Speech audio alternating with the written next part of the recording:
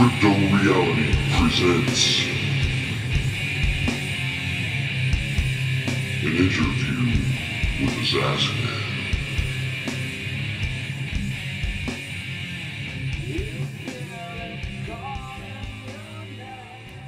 Our research has changed my perspective on the subject even more or equal to the amount that my own sighting, my first sighting in September of 2013 changed my perspective on the subject.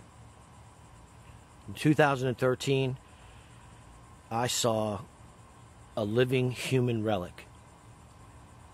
It was every bit, it was a caveman, is what I saw. He was a caveman.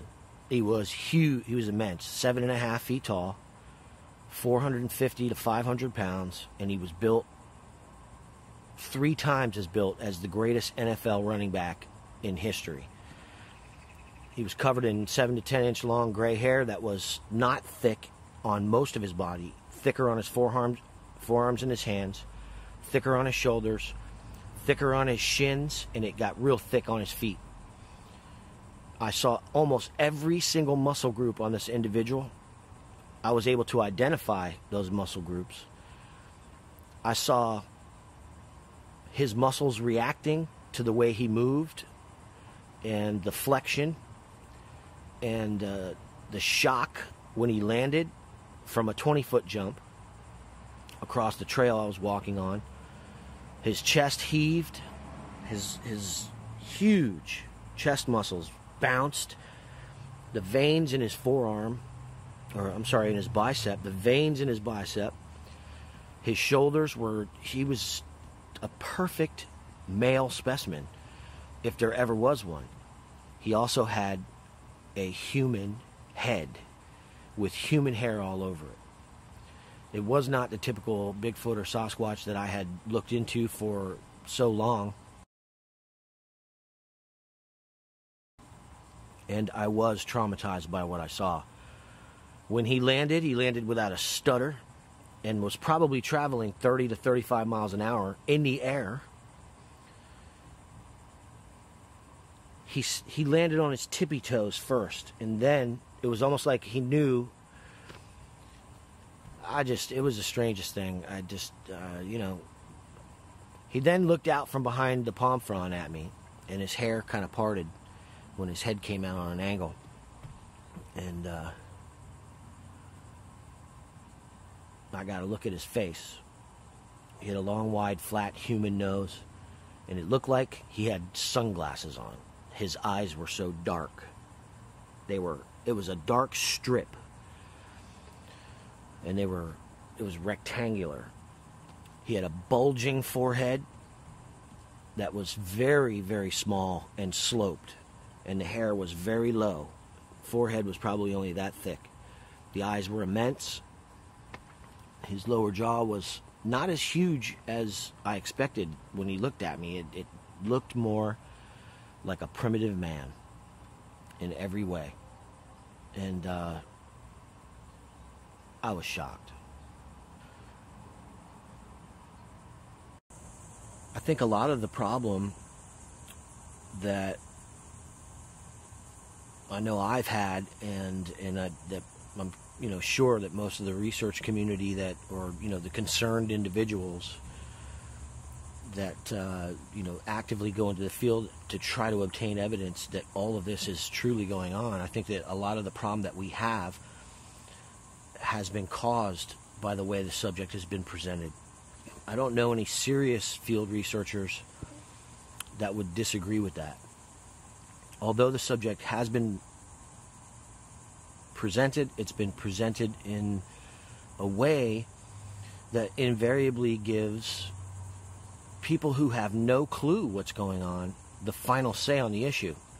Specifically because when you go on television,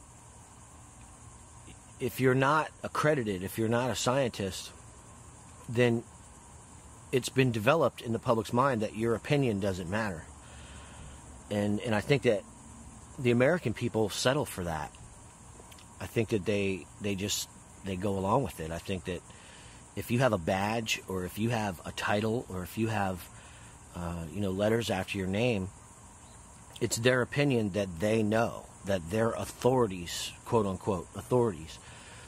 And I think that as a result of that symbolism that the public has absorbed, once an expert has a chance to comment on what an eyewitness says, it's then the expert's opinion that counts. Because, that guy could have saw anything. Or, he was obviously hallucinating, because that's what the scientists said. Well, there's no such thing.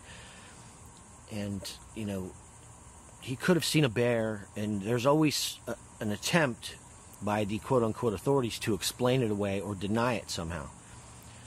And in spite of the fact that this person may have actually brought, 3 or 4 17-inch track casts from where he saw what he did in fact see.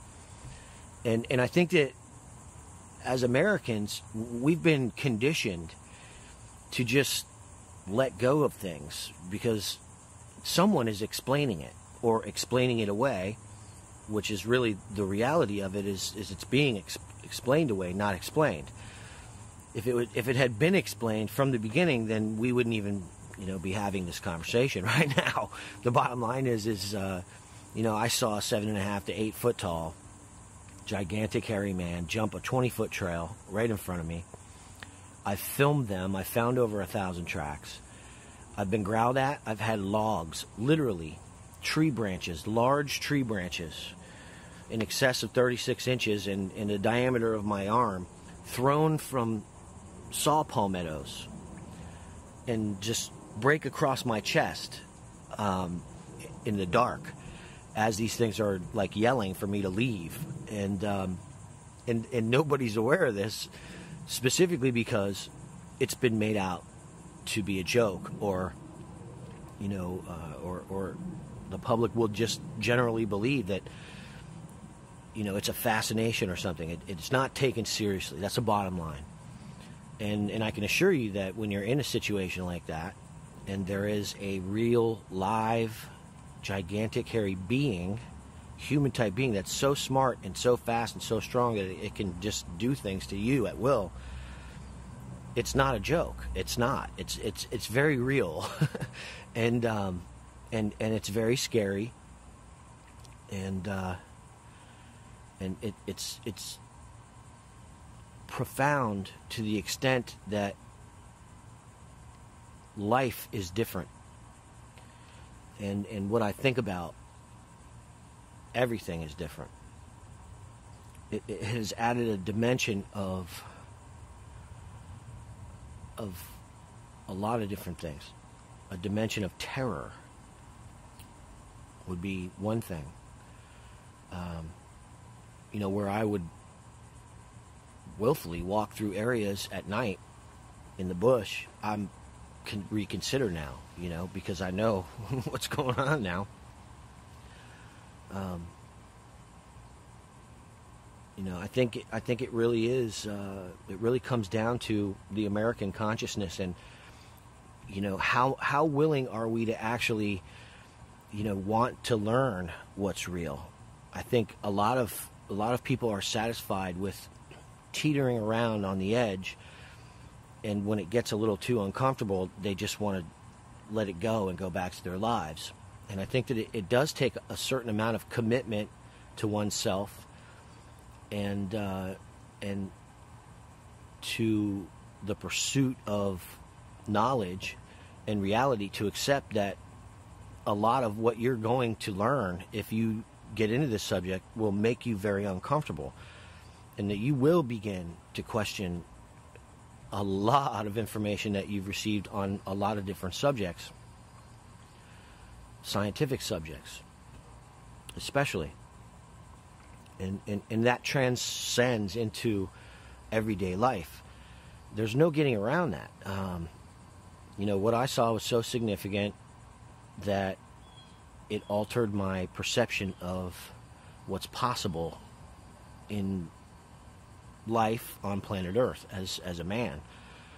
And I think that that's really what it comes down to is, I was willing to pursue the knowledge of the truth and the awareness of the truth, and most people just aren't. And I think that that's unfortunate because, when I started crypto reality, I always say, Bigfoot research is incidental to what our mission really is, and what crypto reality's primary mission is to help people to wake up to the reality of what's going on.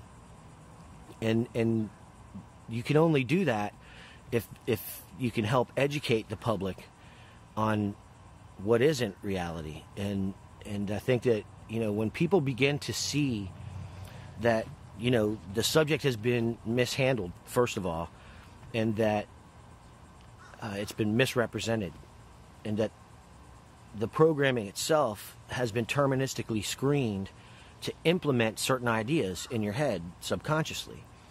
They'll show a Bigfoot track, and then the narrator will call that very real Bigfoot track, 16-inch track, human-type track, an alleged Sasquatch track or an alleged Bigfoot track, which instantly casts doubt on whether or not a Sasquatch or a Bigfoot made it.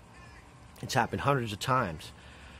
And then they'll show pictures of gorillas and chimpanzees. And subconsciously, the public, I think, has associated a lot of what eyewitnesses say, because they use terms like misidentification, as well. It was probably, a gorilla escaped from the zoo, or a chimpanzee, and they just thought that it was 7 feet tall, or 8 feet tall, or 9 feet tall, or 10 feet tall. And it really is ridiculous, because the bottom line is people don't come forward. Most eyewitnesses don't come forward unless they're very sure. And I can assure you that upon interviewing eyewitnesses both in the field here in the state of Florida and on my show, Crypto Reality, my radio show, the people that I have spoken to have got a very good look at what they saw. And it wasn't a gorilla. I have taken reports from people that said it looked like a giant monkey because it was covered in hair, and that statement is normally included in that when they say that they think they saw a giant monkey. And I asked, how far away was it? It was a couple hundred yards away. Well, you didn't get a look at the face? No. Invariably, when I talk to an eyewitness that gets a good look at the face, they say the facial features and the facial structure looked human like us, but more exaggerated because they're so big. The color was different.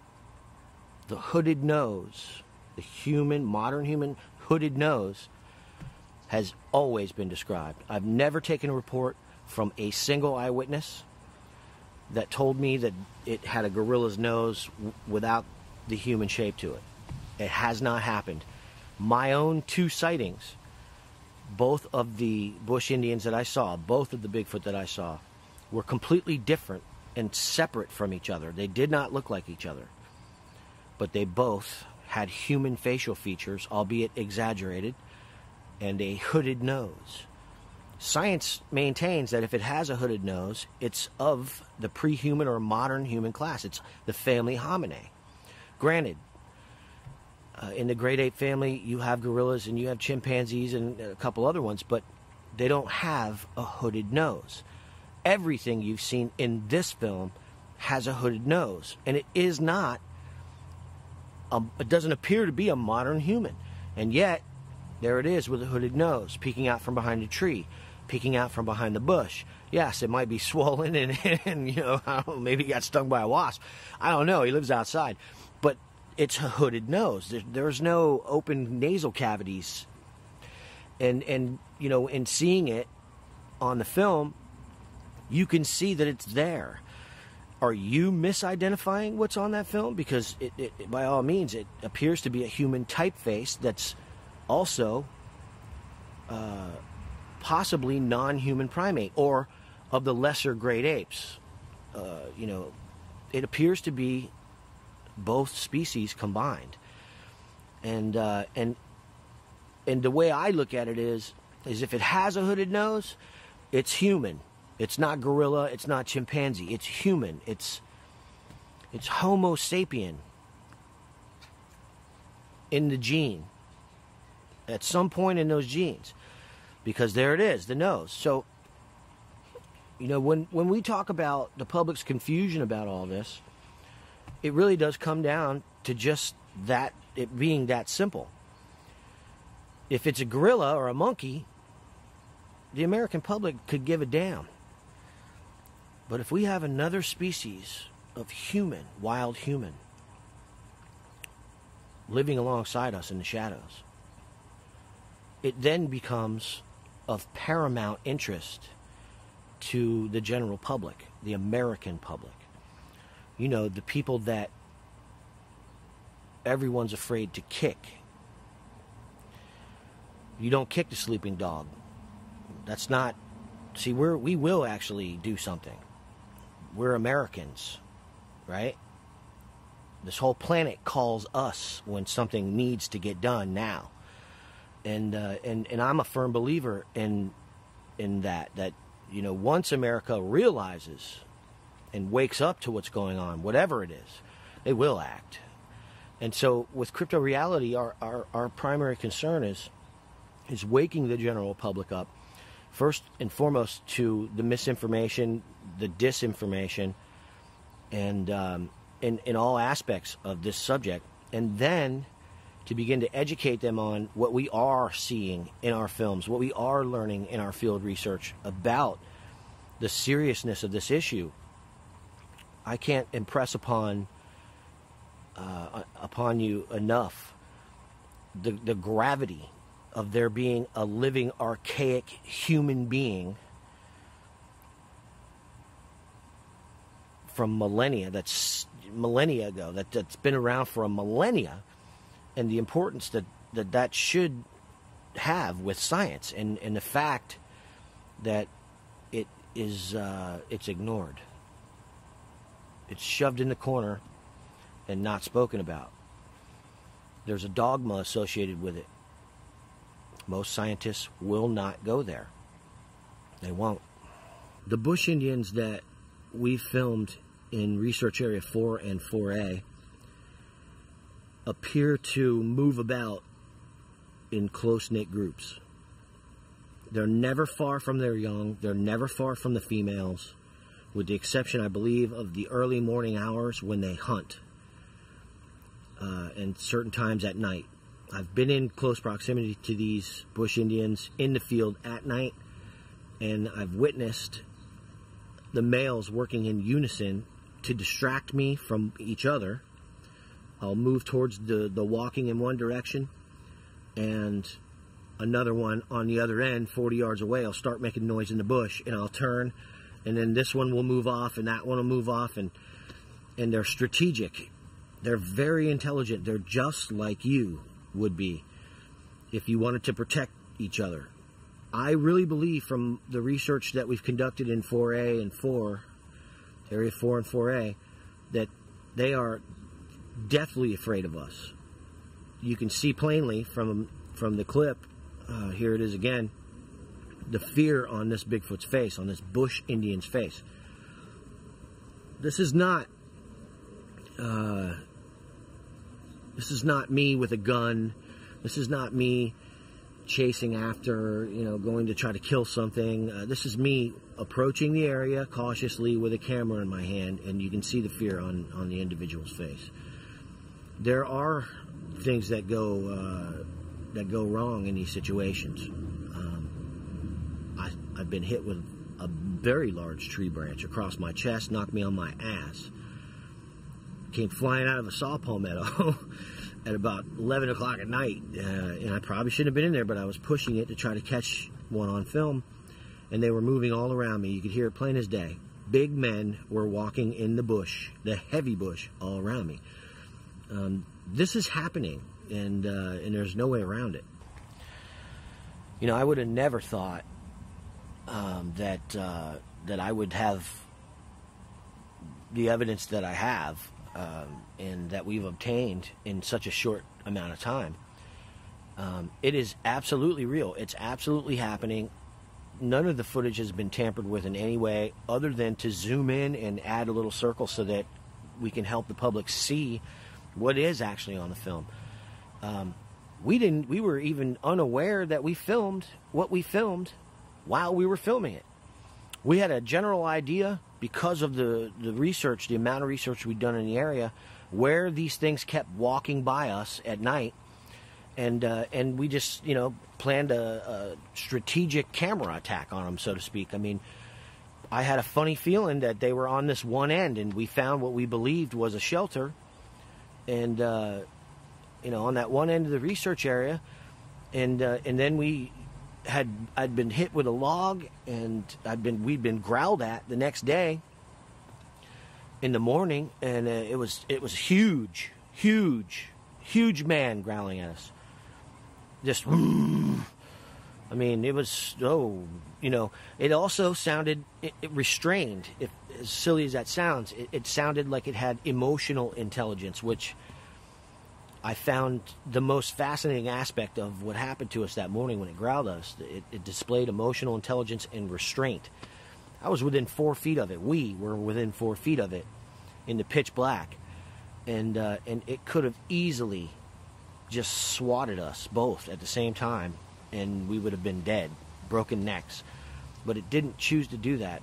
It warned us, and it was a very clear warning, but it was governed. You could feel that in what was going on. And it did it 3 times, and finally we were able to exit the area. My Melanie was in such a state of shock that she froze, because you're not expecting that to happen. I mean, this was Melanie's first close-up experience, and she stood there like a deer in the headlights, just staring. And me, I knew fully what was going on. I was screaming, "Move, go, go," trying to get us out of the area. And I physically had to jack her up, man, to get her to go, because she just stood there. With these things happening, we have witnessed so much at this point that, I understand that coming from a point of view where you're sitting on your couch and you're watching this film, that, it all seems so incredible. That's what you need to realize. When we talk about educating the public, we're trying to get you to understand that the reason that this is so far-fetched to you is because it's been presented in a way that you can't buy into, first of all. And second of all, you've done nothing to try to figure this out or educate yourself about the subject in actual physical reality, in the physical realm. It takes a little bit of work. And, it takes a lot of work. It takes a lot of work. But I can assure you, it's well worth it. I look at the situation very matter-of-factly. When the American people eventually do take issue with something gets done with it. Something gets done about it. Something is handled correctly. And really, the programming has just stalled that from happening. Very clever subliminal reinforcement. This really isn't that important. The eyewitnesses probably didn't see what they saw. It could just be a monkey escaped from the zoo. The eyewitness is crazy. The scientist comes on and says, well, we just don't see how that's possible. Well, of course you don't. You don't know. You have never looked into this. So when the producers approach a scientist, you can't present both sides of the case without having both sides of the case present. So if you have an eyewitness and they say what they saw, and then obviously the other side of the case is you didn't see what you saw. So really, what are you accomplishing with a Bigfoot documentary that presents both sides of a case when only one side of the case exists in the first place, the eyewitness's side? Science shouldn't have an opinion about this because they haven't looked into it. If you really look at the situation, the first thing that has to happen before science has an opinion on this is they have to educate themselves on it, and that will take research. That hasn't happened yet. So when I see documentaries, I see a moron who chooses to open his mouth having never spent 1 minute looking into this, using their own preclusions, their own ideology to dismiss what's going on. That's not objective scientific investigation. And the general public is oblivious to any of that, so they buy into it. When in the end of the day, you've got thousands of people, just like me, who are just regular people, down to earth. Man, I'm just a regular guy, man. I mean, the bottom line is, you know, I know what I saw, and there's no one that's going to tell me I didn't see what I saw on both occasions. There's no one that can tell me that what's in the film you just saw, you didn't see it. You just saw it. That thing went like that when it saw me. I mean, you just saw that. Here, look at it again. Watch his face. He comes around the corner, and bam, slack-jawed. That just happened in front of you. That's a real Bigfoot. This is real. It's happening. It's happening. Now, ask yourself, what is it? Do you know what it is? We call it a Bigfoot. Does science know what it is? Does anybody know what this thing is? Why is that? Why is it that we don't know what this is? And what should be done about it? It's real simple. Imperio Realis. Explain reality. Crypto reality.